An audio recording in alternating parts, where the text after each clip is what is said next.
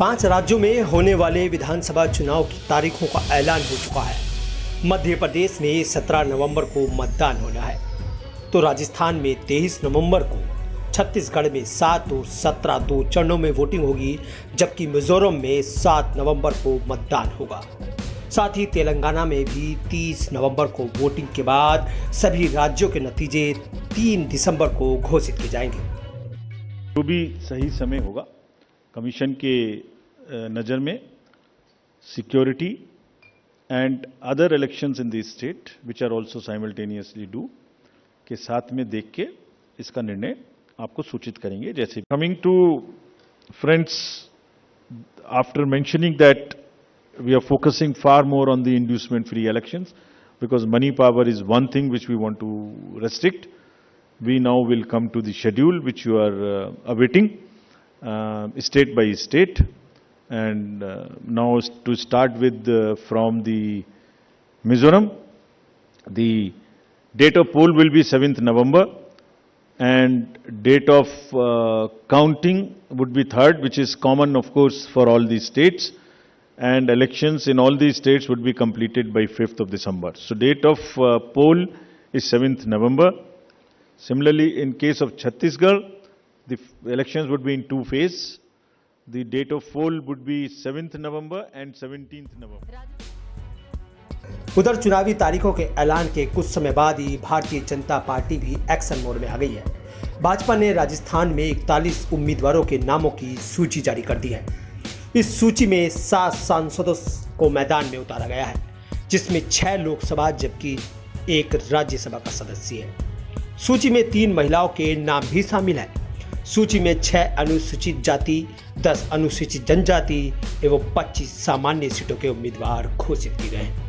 वहीं मध्य प्रदेश में भाजपा की चौथी सूची भी जारी कर दी गई है, जिसमें 57 उम्मीदवारों को मौजूदा विधायक को ही उम्मीदवार बनाया गया है, जबकि बुधनी सीट से मुख्यमंत्री शिवराज चौहान को मैदान में उतारा गया है। चुनाव की सारी तैयारियां बूथ से लेकर शीर्ष नेतृत्व तक लोग कर रहे हैं और मुझे पूरा विश्वास है कार्यकर्ता परिश्रम करेंगे, जनता का आशीर्वाद मिलेगा और भारतीय जनता पार्टी मध्य प्रदेश में भी और छत्तीसगढ़, राजस्थान और मिजोरम में भी सरकार बनाने में सफल होगी। लेकिन जिस तरीके से कांग्रेस पार्टी ने वचन दिया था, उसके बाद जिस तरीके से आप लोग महिलाओं के लिए काम कर रहे हैं, कितनी उम्मीद है कि महिलाओं का वोट इस बार मिलने वाला है? कांग्रेस पर लोगों का भरोसा नहीं है। कांग्रेस के जो नेता हैं वो असत्य भाषण करते हैं। पिछले चुनाव में भी उनके सबसे शीर्ष नेता गए थे, उन्होंने वायदा किया था कि बेरोजगारों को बेरोजगारी भत्ता देंगे। जब सरकार थी उन्होंने दिया नहीं, किसानों का कर्जा माफ किया नहीं और जो जनहितैषी योजनाएं थी उनको बंद कर दिया। तो कांग्रेस पर अब कौन भरोसा करेगा? कांग्रेस तो एकदम सुपड़ा साफ होने वाला मध्य प्रदेश में। सर, महिला आरक्षण के बाद ओबीसी और जातीय जनगणना की बात कांग्रेस कर रही है, उनका समर्थन कर रही है। नहीं, मैं समझता हूं कि इस प्रकार की जो बातें हैं वो देश को विभाजित करने की मानसिकता से ओतप्रोत है। सर, आप भी चुनाव लड़ रहे हैं सर, तो लोग ये भी कह रहे हैं कि अब आप ही होंगे अगले मुख्यमंत्री मध्य प्रदेश के। नहीं, मैं भारतीय जनता पार्टी का कार्यकर्ता हूं। पार्टी जो कहे वो करना चाहिए, इस सिद्धांत को मानता हूं। मध्य प्रदेश में मुख्यमंत्री की कोई प्रतिस्पर्धा नहीं है। सर, बीजेपी ने तमाम मंत्रियों को उतारा है, एमपीज को उतारा है।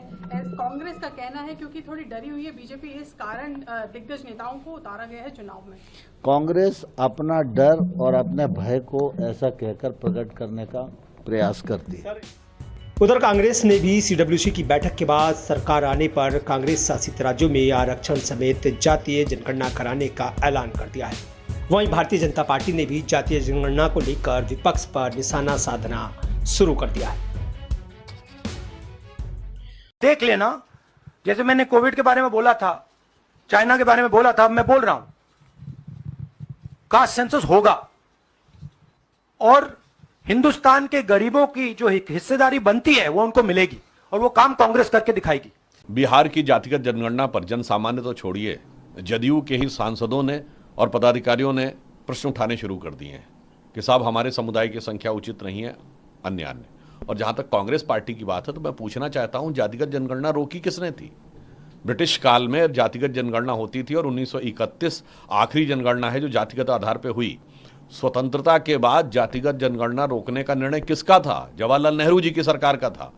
तो आज कांग्रेस को यह बताना चाहिए कि आपने पहले रोकी क्यों, फिर उसके बाद इस सबसे लंबे समय तक आपने शासन किया, आपने करवाई क्यों नहीं, और अब आप क्यों कह रहे हैं?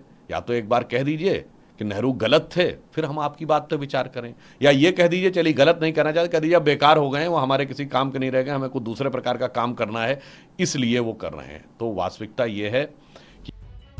अब ऐसे में चुनाव से पहले सभी सियासी दल अपने अपने हिसाब से राजनीतिक गोटियां सेट करने में जुटे हैं, लेकिन इनका अंतिम फैसला तो जनता जनार्दन को करना है, क्योंकि अब देखना होगा कि जनता जनार्दन किन मुद्दों पर चुनावी मैदान में जाकर चुनाव करता है। ब्यूरो रिपोर्ट, खबर इंडिपेंडेंट न्यूज।